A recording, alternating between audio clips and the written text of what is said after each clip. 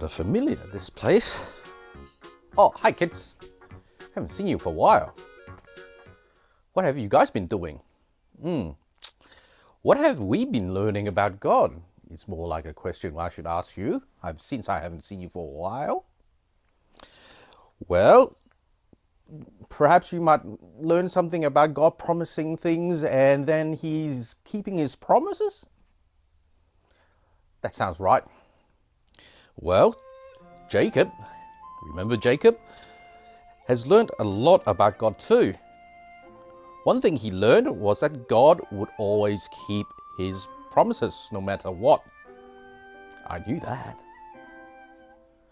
Today we'll find out what else Jacob had learned. Have you ever been scared to talk to someone because something wrong that you have done? Perhaps you had tricked them? Perhaps you played a prank? Or fought with them? Had an argument? Or something that you might have done wrong to them?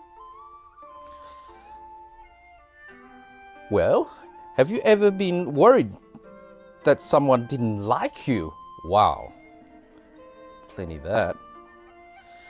Today we'll find out what happened when Jacob had to see someone he had played a trick on a long time before, roughly 20 years. Jacob was scared that this person would still be mad. Do you have any clues who this person is? Well, actually, Jacob did what God said, because in Genesis 31:2, God told him to go back to Canaan. And He promised that he would be blessed to be going back to Canaan. That's his home, by the way. Jacob did what God said. He took everything he owned, his tent, his family, his servants, his animals, and they left his uncle's house behind. They traveled a long, long way. There were no cars, buses, or even planes, so you can't book online and say, oh, he's a $45 ticket back to Canaan. No, none of that. They just have to use their 11s. You might think that Jacob was excited to be going home again. He wasn't. He was actually very worried. Someone he had not seen for a long time would be there, waiting. It was someone he had played a nasty, nasty trick a long time ago. That person had wanted to kill him, or so Jacob thought. Who do you think it was?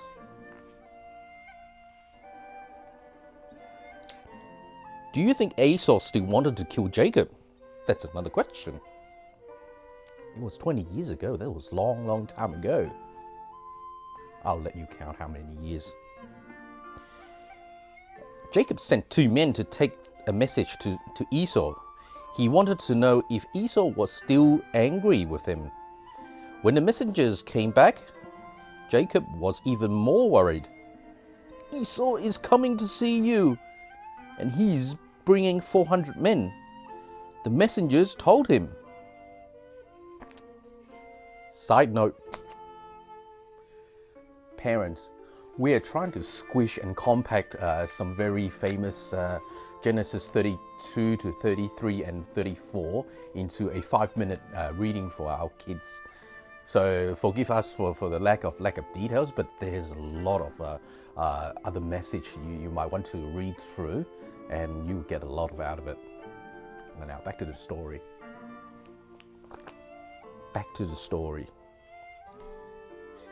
Jacob was scared. He was frightened of Esau and his 400 men.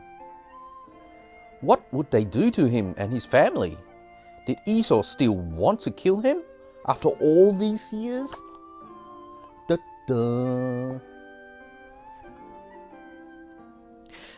Well, Jacob decided to pray to God and ask for his help. He said, "Dear Lord, I'm afraid that my brother Esau will come and attack me. I don't deserve your help, but you promised you will always look after me.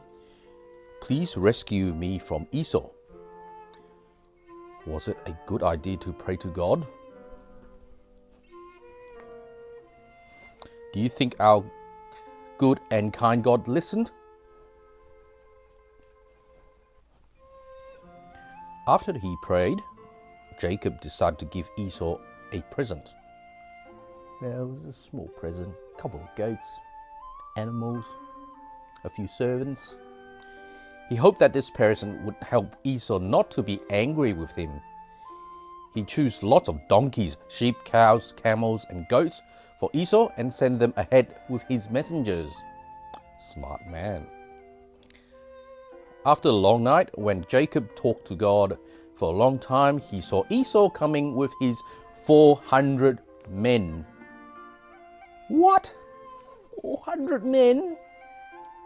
That is either a very big welcoming committee or someone who is not very happy and about to thump him to the ground. Esau and his men came closer and closer and closer and closer to Jacob. And by the way, he was still very frightened and scared. So scared that he walked in front of his children and his wives to protect them. Now you stay behind.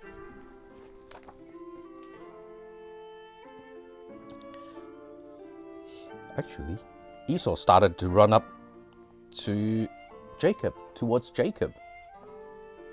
And to his surprise, he stopped and looked at Jacob. Instead of drawing a few swords and a few sharp things ready to attack him, he stopped there and had a look. What was Esau about to do? Well, actually, this is going to be a surprise to you as well. Esau held up his arms and hugged and kissed Jacob. Wow, that was a big surprise. Instead of drawing the few weapons and all that, he just did that and he was not angry after 20 years with Jacob anymore. God had helped him to forgive Jacob. Now the brothers could be friends again. How do you think Jacob felt now? Jacob was so happy. God has been so good and kind to me, he said to Esau, and hugged him back.